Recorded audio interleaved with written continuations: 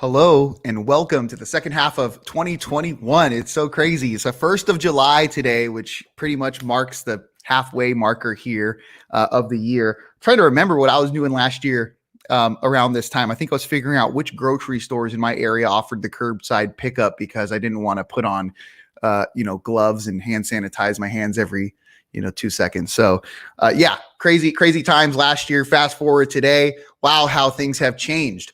As I'm sure you're aware, you are watching Innovation Coffee. This is our weekly live stream brought to you by ARM.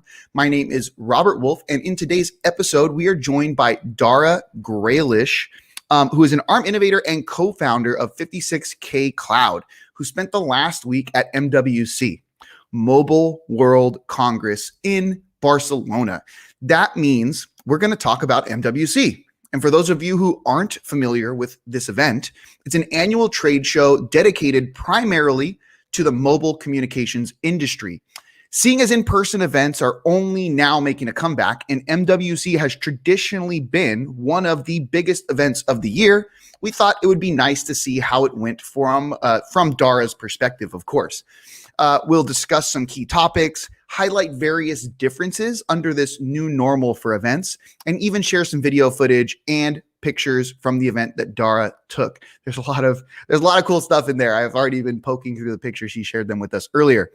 I personally can't wait to get back out there. I mean, meeting up with colleagues, friends, greater developer community, finding collaborations and sharing opportunities while living through a unique experience together with your fellow people around you. It's just, you can't trade it for anything. All these things we're doing here, live streams, meeting virtually, you can't compare that chemical reaction you have meeting with people in person.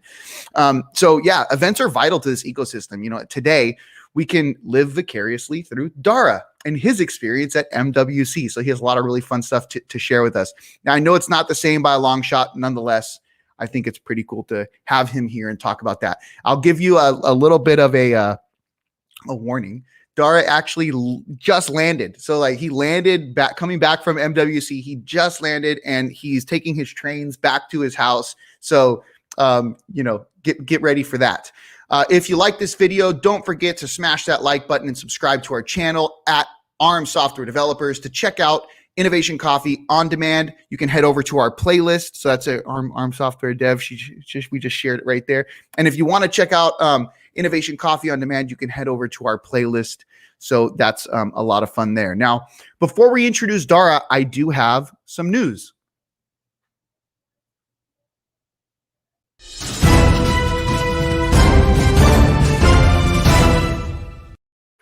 Okay, let me scroll up on my notes here. We're really trying to nail that timing there. Anyways, TinyML survey. So there's this ARM ML Tiny ML survey that we have going on right now. I'm gonna click on it here before we bring Darragh in. I share my screen. Let me see. I'm gonna click on this survey and see what kind of stuff it's showing us. Share screen too. So here you can see this is the survey. 2021 ML on MCUs and DSPs TinyML developer survey. It's a pretty straightforward survey, so you can click through it. Definitely suggest heading on over to that URL and getting that filled out. I believe there is an incentive there. So yes, you can opt in to a prize draw at the end of the survey and win $100 Amazon voucher. That's pretty cool. So this isn't an AWS voucher, even though that would also be equally cool. This is an Amazon voucher. I believe you just get to go buy stuff on Amazon. So pretty much available globally almost. You can go do that. Make sure you do that before July 12th. That's when they'll announce the 5 lucky winners. So make sure you fill out the survey quickly and get that going. Another announcement that I have, and I'm going to stop sharing my screen here. One more. Actually, no, that's it. That's all I have. All right, so let's bring Darragh into the broadcast here. All right, Darragh, are you ready? I'm trying to see in the green room. Is he good? All right, let's click him in. Hey, Darragh, what's up? how's it going? Look at Good. you. I'm wearing a mask. I miss trains. I miss travel. I'm jealous as you're there experiencing everything. The event's over. I mean, tell us how do you feel getting home now? Is it sad or are you happy? Yeah, I'm kind of happy, fulfilled. Let's call it.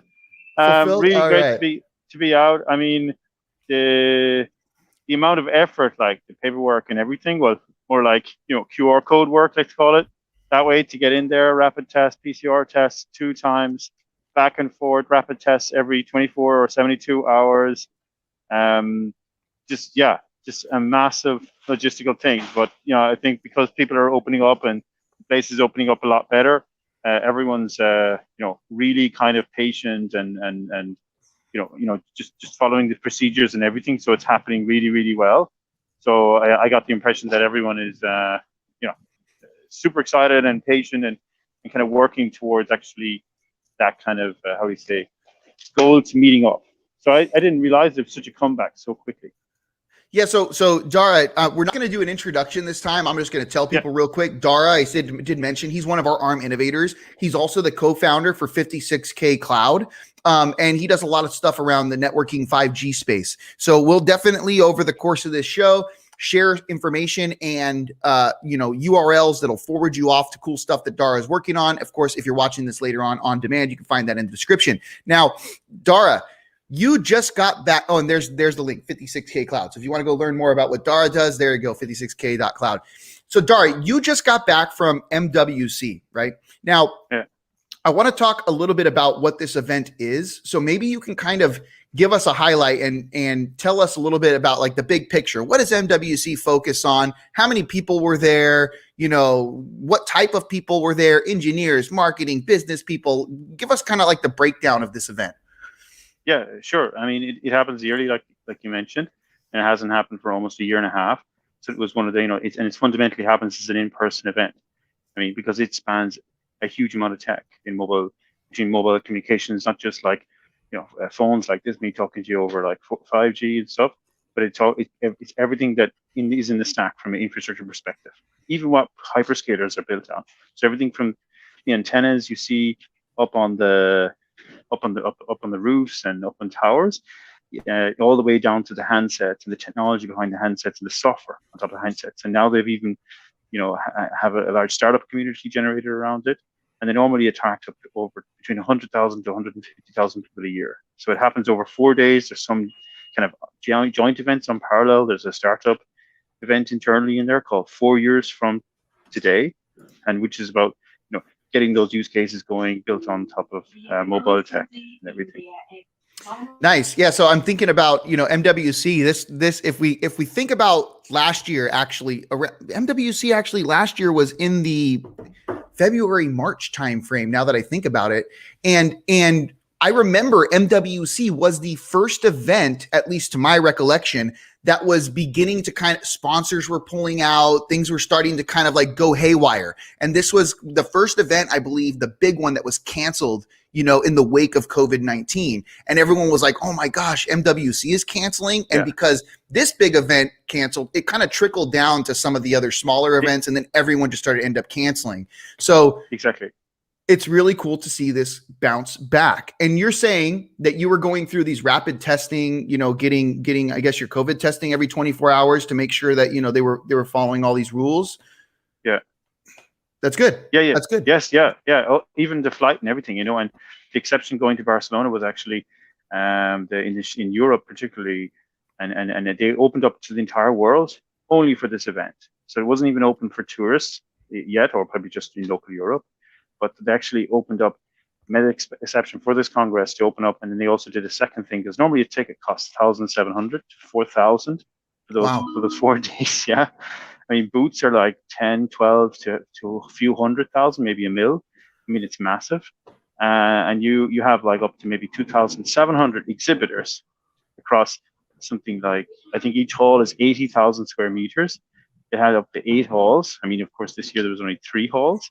Including keynote stages and everything, but I mean, to give you I think there was like 12 to 20,000 people there. But because the event actually was reused or repurposed, the physical implement location of the place was reused for COVID tests, for the local economy and everything. So it was perfect venue actually to host an event. Simply because you could just go across the other side of the building and get your test, and then the QR code goes green and you can enter. Strategic strategically chosen. So you were saying right now, let's kind of compare numbers, right? And we're going to dive in. So for everyone watching, we're going to dive into the daily highlights. There were some cool stuff. I have a whole list here of things that Darragh wants to highlight. We have some videos to share, etc. But real quick, like before we dive into this, we still want to talk about some of these differences, the changes.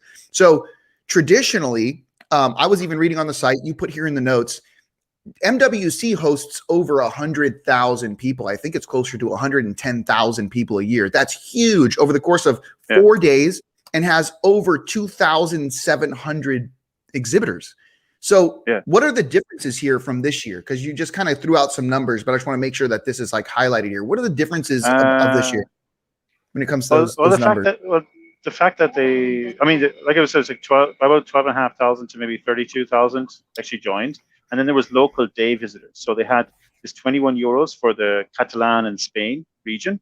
So they were bussing in everything from students to the local economy in to just see the place. And I mean, that was a major difference. I mean, to be able to access this event for 21 euros a day, that, got people out of their homes, away from the kind of, Zoom calls and everything, Teams calls, and attending in person. And then I think the other major difference I saw this year was the content. I mean, you had a nice kind of concentration of vendors that are pushing the envelope. You don't have the large like dinosaurs, as they call it. So we'll get into Telco later and Cloud City, but the Ericssons, the IBMs, Siemens, Amdocs, they're known as like the dinosaurs, or like I like to refer to it as the graveyard of Jurassic Park.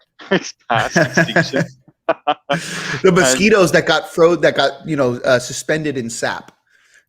Exactly. Yes. Yeah. So that's and basically what you're seeing today is people are more the more risk averse. The more riskier kind of disruptors were there this year, and certainly the people who were up for networking.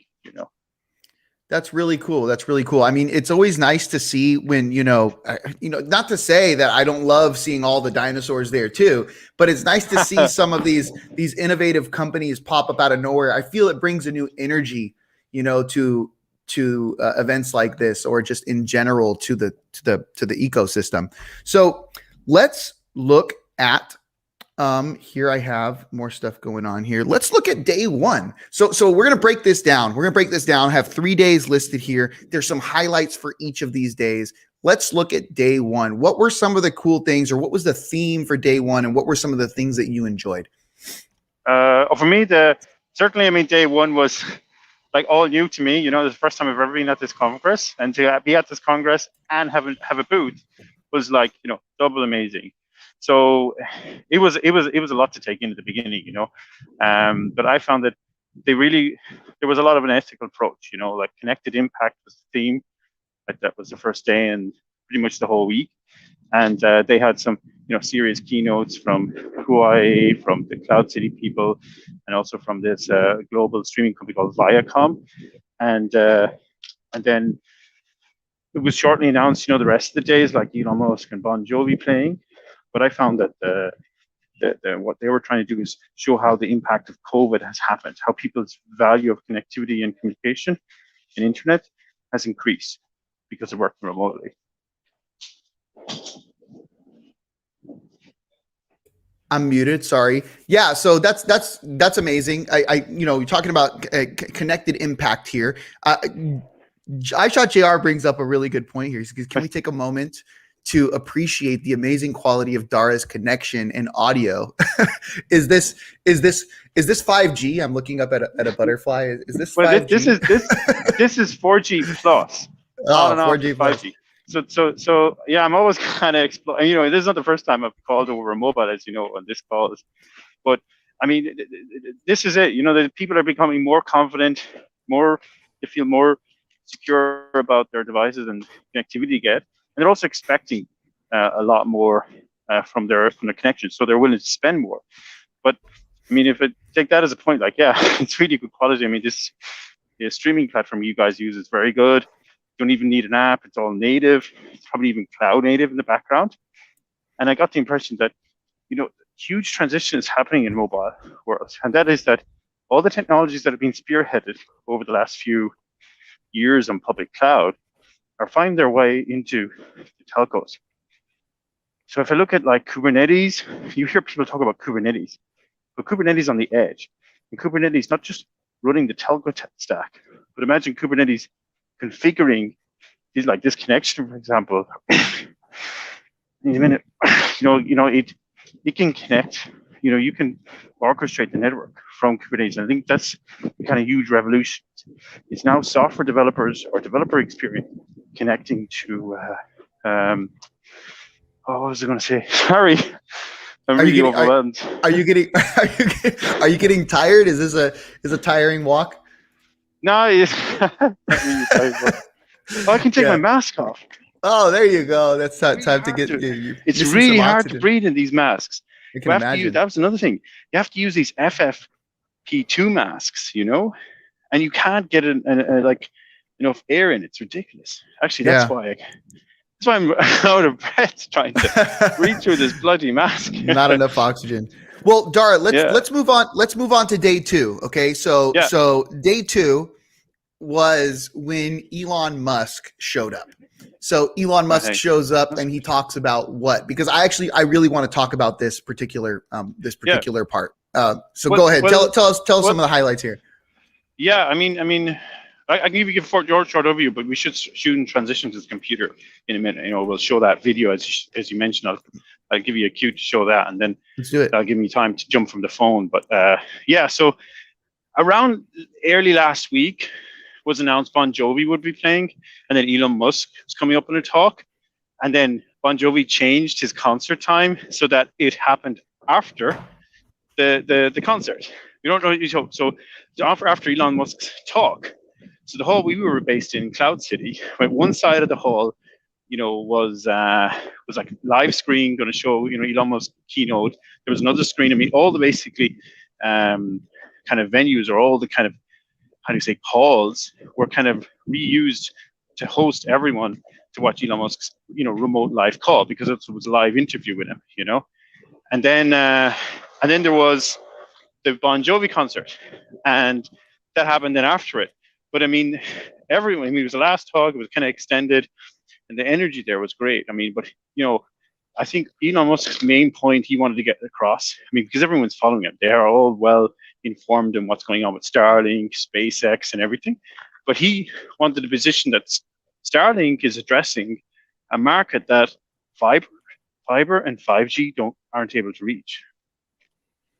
Yeah, it was really interesting. I think when I watched this particular part of the keynote, I started to think, right? And I mean, I've made extreme edge devices, right? Like where you want to toss a device out in the middle of nowhere to monitor, like middle of the forest. There's no antennas out there. There's no signal out there. Like, how do you get access? Like, how do you detect earthquakes, or how do you detect movement or fires for that matter? Hunters, there's all sorts of things, and you're out there. Like, this connectivity is important. But then let's also talk about, say, underserved areas of the world. And underserved area of the world, they also require connectivity. I think you have a story about this, right? Yeah, I do. So I think I'm going to get this story. If you want to quickly show also why we're developing also the platform around it. Are we going to bring up that video? Yeah, if you don't mind, for I need a minute. Producer extraordinaire, let's click that video. The 5G Developer Platform by 56K Cloud exposes the latest features of 5G for cloud-native application developers. Software engineers and application developers can now see your network as an asset in an accessible, consumable, and programmatic way. Exposing edge compute and dynamic network slicing, developers can integrate on a range of 5G features such as ultra-reliable low latency, enhanced broadband, and massive IoT. Managing these capabilities in combination with multiple access edge compute will enable cloud-native applications to truly benefit on 5G networks. A global ecosystem for operators to expose the full potential of their 5G network capabilities. Partner with developers to advance from limited utilization of your network to building guaranteed experiences on 5G. 5G.dev is where monetization of your network can be utilized in a cloud-native way. And while we were watching that video, Darragh dropped off, but he will be back. From what I understand, he's actually transitioning over to his computer at home. So, yeah. Anyways, MWC, I'm actually very, very intrigued by what was going on over there, and I know there's a lot of controversy. I want the future tractor. Yeah. So I'm very intrigued. You know, there's a lot of controversy going around Elon Musk, of course, if you're following in the spaces that he is tweeting around. But I think that this is a very ambitious and altruistic, if that's the right word, goal. So, you know, like I said earlier, I've worked with one of our other innovators, David Tischler, on building out an extreme edge use case for monitoring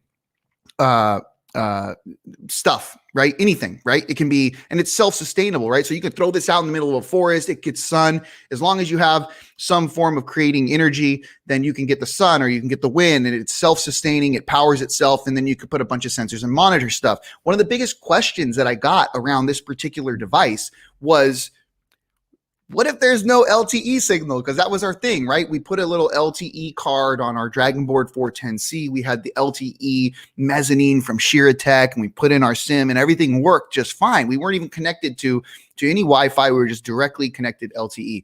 But that was the biggest question. You're talking extreme edge. How do you provide? How do you give connectivity to something that's out there? That what if there is no signal, no LTE signal? And so I really like this. I mean, I'm wondering, he did say that by the end of the year, so during this keynote at MWC, he did say that by the end of the year, we were looking at maybe 500,000 devices connected. Will Starlink eventually be the go-to connection for everything? I mean, from my understanding, and we can bring Darragh back in, it looks like he just rejoined. My understanding, and this might have just been through the rumor mill, but when Elon first announced Starlink, it was kind of like, hey, I'm going to stick it to these providers that are ripping off everyone for internet usage, and the whole world will be connected to Starlink one day, and I'll offer it for free. And that was kind of his thing. 8 billion people connected to satellites, connected to the internet, all for free. Bye internet service providers. Is that still was? I remember hearing that in the rumor mill. I'm wondering if that's still kind of like a thing that's going around. I mean, I think this was maybe a wake up call. You know, I mean, I don't think. You know, you have to align with them, and they own the infrastructure. You know, they have the, and you know, they are an enabler as well for him, because you know, if you look at the design of Starlink, I mean, there's still ground stations. You know, in the countries where you still get an IP address or the internet breaks out locally, because if you had only one location, you know, and the constellation had to interroute around the world, you'd still have that latency problem. But the Starlink thing is more like it hops up and down from a ground station that's maybe 200-300 kilometers away, you know, in a larger metropolitan area. But then the telecom behind that, those are the partners he needs. You know? Gotcha. So I understand his thinking around, you know, hey, this is going to be, you know, disruptive and everything. This is like, you know, getting all the people in contact and, you know, and then the whole idea is now he's online. If you remember the talk, he actually said, we're partnering with two operators, and you know, I'd like to announce them, he said, but now it's I need to, you know, respect that they need to, you know, align their ducks up just to make that announcement. So he didn't want to make that announcement straight away. Someone posted some pictures. Gosh, and I wish I was thinking when I saw these pictures, I was like, I should snapshot this real quick and, you know, bring it up, but I didn't, and I couldn't re-find them this morning. But there were some cards, and they were like, believe it or not, this card connects to a satellite, and they were basically referring to Starlink. So now basically, are we going to start seeing devices come out where I can, you know, like a Raspberry Pi hat with one of these devices that connects directly to Starlink? Is that going to be a possibility? Am I dreaming? I don't know. I mean, you have to think that the size of this dishy, you know, it's quite big, and the larger it is, the more efficient it can run the radio and it can talk. I mean, there's some really cool breakdown videos we've seen online, and we'd love to, of course, have these people here on this Innovation Coffee, because I mean, what they're doing there and how they're breaking down, I mean, this is making people interested again on DSP and all the kind of radio science around it. But yeah, I think there's going to be, you can probably have subdivided connectivity, like IoT based connectivity, with a very, very small panel for sure. But the physical design needs to, align with the kind of, use case, let's call it. Yeah, this is a great thing that Tyeth is bringing up here. He says, remember free broadband in the 90s, paid for adverts on your connection. It'll be that eventually lowest service offering for free or pay for Uber speeds. And, this reminds me, I don't know if you've ever read the book Ready Player One, or heard the audiobook. The movie doesn't do it justice, but this is kind of like the whole theme, right? Is like Oasis, this virtual environment that you dive into. It's all free. They made it for free. And the company that's trying to take this over wants to turn it into an ad mill, right? So, I mean, yes, definitely free services usually end up pretty swamped with ads. Well, yeah, if I go back to like that idea of 5G.dev and the video you just showed there, I mean, the whole idea of that platform is that, you create new services that can be monetized from ads like this, kind of like the ad service, like Facebook ads, for example, would pay the network capacity to actually, send that ad experience down properly. But then, one of the other points that was kind of common across the event, and particularly with the Telco Dior's announcement, was digital identity. Bring digital identity back to the telco. Right now, like the likes of Apple and everything are trying to own digital identity. But when you buy a phone, when you buy a piece of plastic and you connect to the network, of course, you need a physical person. You get it. I just post it to you. That's kind of being changed in terms of iSIM and eSIM, integrated SIM technology. But what I see is that that's still the identity of it's actually called subscriber identification module. So it stands for. And operators, are losing that grip to the social networks. But they need to see it the other way around, where they can facilitate, true identity, the validity of that identity, the liabilities around that identity, and service into those over-top providers. Because that was a huge difference in this Mobile World Congress. If I did some research and looked at the back and other ones, they were saying that the Facebooks, LinkedIn, all them, they're kind of cannibalizing their network, like WhatsApp, all this, because right now, this kind of webinar we're doing, or VideoCon webcast, the connection has no understanding that we're actually doing this live stream, and probably other people on the same network is consuming this, and if you want to do something like that, question that mentioned there regarding ad service and break it down to free, then you need to allow that ad service to understand when I want to deliver those extra kind of user experience that's ad based, and I would like to consume that. Then there needs to be a button in that app saying, please pay for my connection. And then that's breaking down that kind of baseline price. Because the last few years, it's been just a race to the bottom, get the best technology. But, technology costs people time and money to implement. So there can't be this continuous race to the bottom of subscribers. And then at the same time, people, so that same subscriber base expecting the best experience, Yeah, no, totally. Yeah, 100%. I mean, you covered it right there. This has been like brainwashed to me the last 3-4 days. Yeah, I mean, yeah. So Darragh, I want to talk about Danielle. I believe I'm saying it right. Danielle Royston. She made quite the splash this MWC, and right off the bat, I just want to say, during her keynote, and Darragh, you can back this up because you got to watch the whole thing live, I'd imagine. Yeah. Danielle Royston made some waves during this event. And not only did she compare herself, / declare herself, the Elon Musk of telco 5G, but also declared herself the Steve Jobs of telco. And while I thought it was amazing. It was a little cringe, but it was also very amazing. And so, Darragh, tell us your thoughts. I'm very interested in hearing, the energy. How was the energy in the room when she got up on stage, and what were some of the cool things that she talked about that really resonated with you? Yeah, I mean, what really so of course, my opinion is, to a large degree, I agree. I mean, I agree with a lot of what she's saying. I mean, that's why I'm there. That's why 56K Cloud was there, and about 30, 40 other vendors were there. It's just this aha moment, and how she communicates it and articulates the topic and resonates, because she's in that telco world. She lives and breathes it and knows that, and now she's creating that bridge. There's in the video, you have to go and watch the video. I mean, I just give the link there to our site, but jumping on the dragon and then putting the king head or the queen kind of cap on. I mean, this is just saying, that she's self-proclaiming as I'm the queen of the cloud, the telco cloud, and someone has to take that label, like you said, you referred to herself as Steve Jobs and Elon Musk of cloud and stuff. I mean, people can relate to that, the telco, because a lot of the execs in the telco, they follow those people, they find them, that's the visionaries, and someone needs to take that seat. Someone needs to be this idol. She held her own. I thought it was a great talk. Yeah. I mean, I didn't get to watch the whole thing, but I thought it was a great talk. So yeah.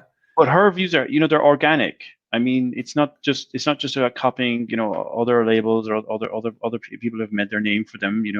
She's really creating an organic message, a clear message here that you have to think about, subscribers, customer love.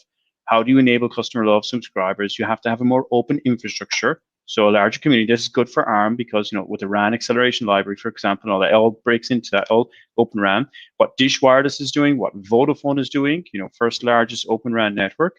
I mean, she's bringing those. Dish is not such a big name, but she's bringing those to the dinosaurs. I'd say she's bringing that message, that critical thinking, to that sector, to that industry, because they're not on Twitter or social media or LinkedIn or Instagram. They're actually. I think the first time they opened LinkedIn was probably this month. So to get ready for because you need LinkedIn to log into MWC. So tell me, Darragh, what did you think of the telco DR booth? The booth. I wouldn't even call it a booth. It's a pavilion, man. It's a city. That's why it's a city. It's the end of the hall. I mean, where's that link? Did you see the Darragh called me. We had a call yesterday with Darragh, and Darragh he's just lit up. Like his eyes are wide-eyed, lit up. You won't believe what's happening here. And we're walking around this whole place, and he turns around and it's telco DR. So yeah, actually, Darragh, I have a screen here to share here. Let me. You have that? You have that in the screen? I do. I think I do. Let me pull this up. This magazine was in the airport at arrivals. This is how big MWC. Every hotel in the area has an official representative. There it is. Yeah. If you go to the map, actually, you get a better picture of it up there. Is this not it? Is this not the map? It is, but it doesn't even fit in the PDF. It's so big. But well, if you can zoom in, I can explain it to you. Okay. Let's see. So there in the middle of the plaza. So that's the kind of garden. All that green area is a kind of mix of plants and flowers, real plants, real flowers. You can smell it. And then people are coming in, and then that's the cube. That's where myself and Alexander were interviewed. And the special thing about the cube is they cover the DockerCon, the KubeCons. For them it's kind of the first time they've been in MWC reporting. So it was great to see them there. Then on the right side you have the live stage, the Cloud City Live, which is basically exactly what the virtual audience sees. So MWC virtual audience and the Cloud City Live audience sees. And then on the left side that's the stage. So that's where the John Bon Jovi played, the other artists played. Wait, are we talking about right here the customer meeting? This is a customer meeting center. No, that's supposed to be it's down the bottom there on this live. It's a bit right small, here, all this area. Yeah. Okay, and gotcha. then and that's where kind of Bon Jovi played, and then there's the cloud. So both sides actually there was coffee, and we can show it later. The coffee machine. You can also get it to print on top. We have a bunch of pictures. We have a bunch of pictures here. So, but let me finish this anyway. So. One of the big center stages of the event, if you think, is Toggy as well. This is this thing called OSS BSS. So the way to build products and mobile operators is you have to build them in the OSS BSS systems, like your packages and everything. So that's a huge component. And that's one of these full cloud native, complete API specification. And there was a big group of them there. And the whole idea is there's an immersive experience as you go through this whole booth. So you come in, you get greeted. So there's a few questions you're asked, so the kind of hostess kind of figure out, okay, you need to go to cloud native, you need to go to this, and normally if they see you're an operator, they're going to bring you through the whole booth. walk you through. And you reach Tuggy after you do the new subscriber experience. So you remember that room that was just completely. Was that the one? Yeah. Oh, okay. That's good. Yeah. So there, what was your impression of that? So fully submersive, right? I mean, like I'm a AR VR guy. I own Oculus Quest. I've been playing with the Vive for a long time. My buddies have entire rooms dedicated to VR. I worked at UCSD where we had these they called them the sun caves and all this kind of crazy stuff. Darragh walks me into this. It looked like 4 walls. I couldn't tell completely, but it looked like 4 walls, and it's supposed to create this fully submersive experience, almost like an augmented / virtual reality. I want to almost call it a mix.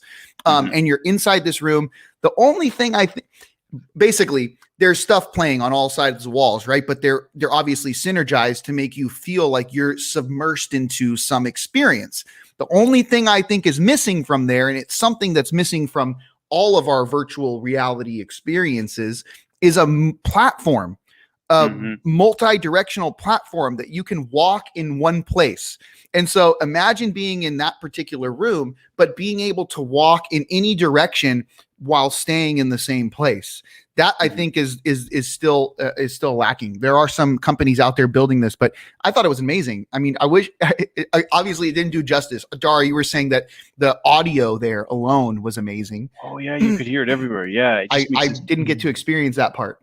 I mean, it's on a raised floor, so there was a great bit of base because the floor underneath. This is a huge kind of massive concrete kind of structure, and then the whole boot's kind of hanging down from it. And by the way, this is 6,500 square meters. This venue, along with all the the space taken up with booths, can host 2,500 people. We're in this in the busy periods, and that whole box in the middle of the new subscriber experience. The whole idea is to bring you through like an augmented kind of reality experience of a user. She's on her phone. She was going to go to Starbucks. She has a phone call, but then her phone call was dropped, or then her WhatsApp message wasn't sent, for example, and then the operator just automatically sends through Tuggy, so the AI engine saying, "Oh, by the way, here's your free Starbucks coffee," and it's just waiting for you across the street because we know you like a cafe latte with chai cafe latte, with special vegan milk or whatever, and then you have your Starbucks subscriber, connected to that, and so it's trying to say that you need to bring that customer love. You need to take that information from the social platforms, from the different subscription platforms, and then you're managing the identity, and from that because you're taking that kind of liability ownership of the identity, and that users said, I would like to have a Starbucks subscription, enabled subscription, and that's fine. They connect the dots, and then that creates applications that are more intelligent, augmented on top of the 5G network, and effortless. Effortless. And then you start to get users then who are, and we'll come to it later, but they start to then associate the reason why they should pay for services. The value then is more on top of the applications which are built on top of the which are built on top of the network, and no longer they have to make this judgment between speed, bandwidth, and latency. And that those 3 kind of components in coverage I should be able to understand the value there, and that's too far from the general public, to understand. Yeah. So Darragh, is there anything else you want to talk to about this map, or should we move on to your pictures?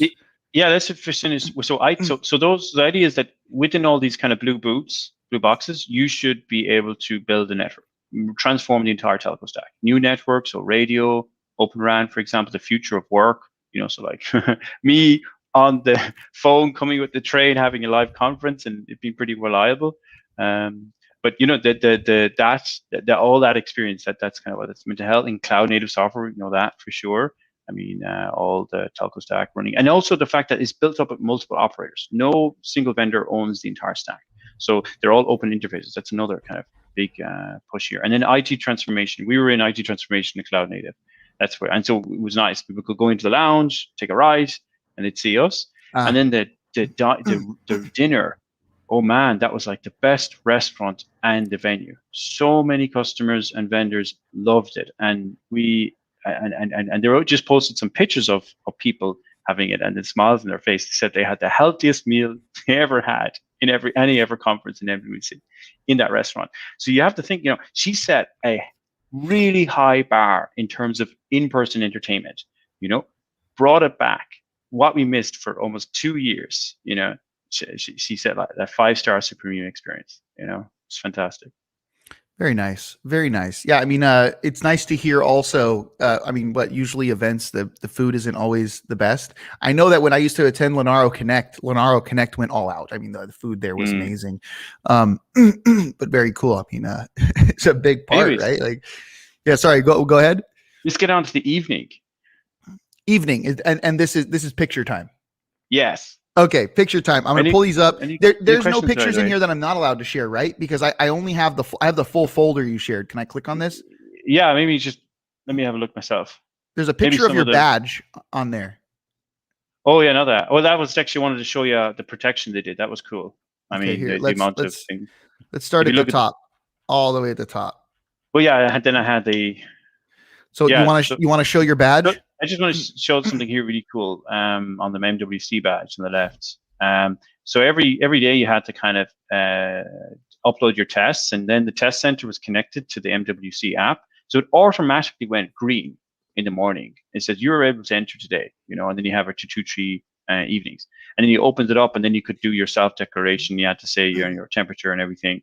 And that was fine. That made it very easy. So we weren't taking screen pictures and working with paper or anything. They actually connected that booking system for the rapid test and the PCR tests with the exhibitor, and also with the airport, by the way. Yeah, you know what? I really hope some more events either adopt this, because I've already heard, what is it? The Linux Foundation, their events that they're going to be hosting this year, they're requiring a vaccine passport. So this is a little different, and I feel it kind of violates a little bit of the HIPAA stuff. I'm not sure. Don't quote me. It's just my opinion a little bit, but this feels a little bit less invasive. I feel like, you go there, you can take a test in the morning, boom, send it in. It's not like kind of pinning people down to something. They can go in there and they can attend anyways. Either way, I mean, yeah. So yeah, then let's go next one. Yeah. So those. So yeah, that was meant for the beginning, to explain the network. But anyway, yeah, we started already, high up on entertainment. Here was some of the swag. I mean, this is a view on Barcelona. So it was really nice. Started up in Apero, but I mean, gift bags. You got some gift bags. It looks like. Yeah, nice gift bags. All the masks, the branded masks, and everything. So this is that yacht you went on. Yeah, well, actually, the yacht is on the left. I didn't get it in that picture because we didn't know about it. That was a Sunday evening, it was fantastic. Where is this? The event hall over here?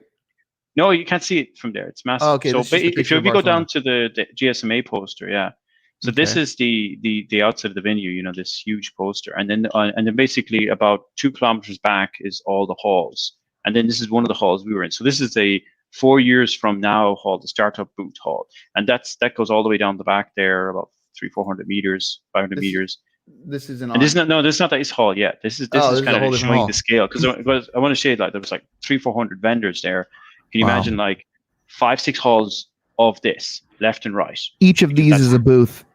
Yes, and it's a massive booth. And then if you go to the next one, like it gives it, or the cloud. So if you go to the cloud, yeah, see that's the same distance as the other one. You could see it from just even entering how big it was, and you could hear that music and that of the subscriber experience demo going on. So they were just like owning the whole thing. And then you could buy some toothbrushes from Oral-B. Could you really? Were they selling their toothbrushes there? That usually it's like on these types of things, it's like swag give out, but yeah. And then if you go further on, and I took a picture from outside. Yeah, this is the booth, and I cannot get over the quality of those screens. I mean, they come out perfectly in the camera, and I made this on my phone. I mean, the resolution was amazing. And then our booth was over here on the right. There's us. Over here on the right? Yeah, there's us. And then they had the kind of logo, because the booth was so deep. I mean, I'm actually in the garden where the area is, the foyer is. I'm actually in the middle now. If you go back, if you continue on to the photos, you can see, there's one of the booths, so they're really nice arranged, not messy or anything. Everything's hidden, just, and people could stand around as well. So it was very communal. And then the things were about 1.5-2 meters. So it was actually kind of forced that you were always 1 meter, at least 1 meter from each other when you stood across the table. If you go next, then that's the logo. So this is like the second one. This is the kind of live stage. So it's across from the Cube booth. And you can see the plants and everything there, and they really used the plants and everything to kind of dampen the sound. So it was not just that they were there for visual, aesthetics. Nice. And then the whole ceiling moved as well, so you see there on the right, the kind of fans in the ceiling, that was lit up. You remember I showed you that? Yeah. That was cool. And then, so that's on, so that probably we should keep, oh yeah, I took a picture of this because people were saying, what's happening there, Darragh? And I said, well, every vendor's there. So for example, the cable or to seal the cable, to seal the water from coming into the connectors and the antennas, that's just one booth dedicated to tape. Yeah, but tape that is weatherproof, that is lighting proof, whatever. Best tape. Yes, this detail. I mean, there was even like Stobity there with their special connectors and everything. So here's a or what's it called? It's in my screen here. This is like a normal antenna, but that's a LMR 400, and this is the connector. So you'd put tape around this connector. So if I don't know, I know the camera's focused. You'd put Cotran tape. Yeah, you put it all around these kind of connectors, and they'd have bigger ones. So that's what the tape's for, But to that detail, there was just one vendor dedicated just on that, just in these connectors. Okay. But there you go. There's the other side of it, goes like that. But anyways, moving on. I mean, there was loads of startups there. I mean, one of the funniest startups. I met a picture of it. So this is the startup area and I met a few guys who do hardware and everything, and I'll just look for it while I'm talking to you, but there's these guys who build routers. So you have an interesting collection of vendors that are quite disruptive, and then vendors that have been in it for years. And then if you ask them about hardware and say, hey, is it running ARM? They're like, no, sir. What is your use case? I mean, we don't tell you the details of the platform. I actually. Oh, I think I know what you're going to show us. Yeah. So, but these guys are really open. I mean, they said, you can have this. And then I said, thank you. And he said, well, of course, I'm happy that you take it. I don't need to bring it home with me, So I have to thank these guys, tourists, for, so they were part of that 4 years from now booth. These tourist guys, they make these open source routers that run OpenWRT and security focused. So here's one of the boards. And this board has an embedded security platform. So the idea is that it works on any ISP that has a GBIG, so a GPON or fiber or VDSL module you can put in here. It has dual WAN, and then it has a normal 4-port switch, but it also has a hardware security implementation. Runs on the Cortex A7, and then you can have these different PCIe modules. So you actually build up the platform online, what you want, what type of wireless modules do you want? Do you want 2.4 gigahertz and 5 gigahertz separate? Do you want physically different radios? You can also get a modem in there, so there's a SIM card slot in there as well. Nice. And they've tested 5G on it. And I asked him, how's it working? And it was kind of funny response because he said, it's too big. I told him, what do you mean? He says, well, it works. Of course it works, but it's physically too big. And it was like the least of the problems was software. I mean, he's just physically nothing in there. So that's from the CZ. So they're actually the name the .CZ. So they actually manage that, and they're very security focused. And then they just wanted to build a hardware platform, and that was one of their side projects, which has been very successful. But anyways, check them out. They're called Tourists, and I'll drop the link there. And we definitely should get them on here. So that's an example of it goes down that low. That low into the tech and in that conference. So Darragh, I don't want to run out of time here. We have 8 minutes left, and we have to close out. So on the hardware, show the Huawei stuff as well. So you also just those pictures. Next, none of it was. Sorry, back. Got this. Yeah, go forward. Show the gallery, and then I can tell you. So there's like a load of hardware laid out on a desk. This one? Sorry. Oh, here? Next. Yeah, this is cool. This video. Yeah. Okay. That looks like a point cloud almost. Yeah. All right, let's see. Oh, whoa, this is a video. Oh, yeah. Yeah, so this is what it looks like in the boot. It's quite amazing. I mean, yeah, you nearly fall over watching that screen. Just standing. This is actually just before I think the Bon I don't Jovi. know how to. Let me Other, see. Now I think we actually, can hear you, Darragh. yeah, he's streaming. Yeah, so Okay. that gives you a scale of the place, you know. But let's get to the evening entertainment, you know, before we miss that. You have to see the great Gatsby. Oh yeah, that was us on the there. This is the This is ship. the boat. This is the ship. Yeah. Now, normally in a conference, you know, you have the ship, you have this like, you know, very like nice, and this is why I'm in a suit. You know, the dress code was business casual, and then you could go smart casual to this. No t-shirt, no shorts. It's you know, it's a $4,500 congress, you know, at most. And what they did is they had this ship here, and then we could go in the evening and entertain the guests and everything.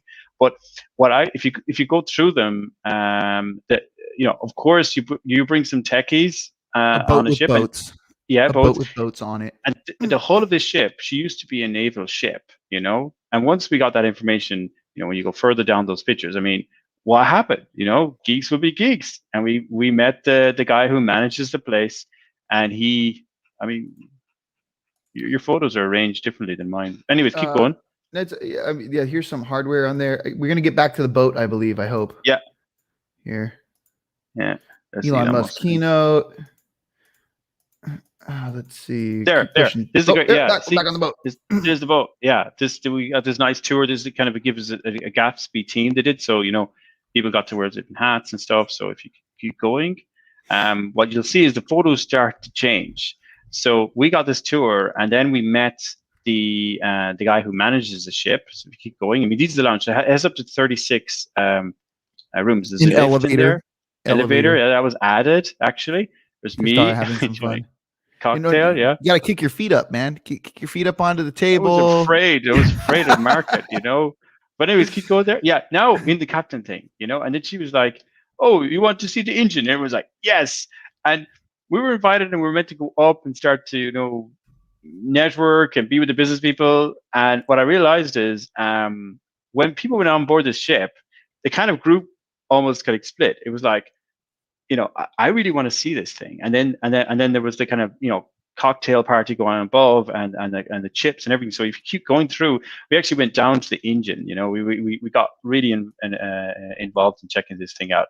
The kitchen and everything. There's your man. That's the guy who runs the ship, and we went down deck, even just, you know, below the water line, checking out. So this is the engine room. But what I wanted to just, you know, if you keep going through them, they can show them there. There's a video. But what I took from this is that we were really excited. We were really, there was a group of people, I mean, business executives, super excited to just see the tech behind this, you know? So I thought that was a really cool thing where, you know, it showed the difference in the kind of guest, you know? Not everyone, you know, wants to be dressed up, entertaining over a drink and everything. You know, if there's some cool tech to see, that'll take out the engineer, you know, the engineer from the character, from the person.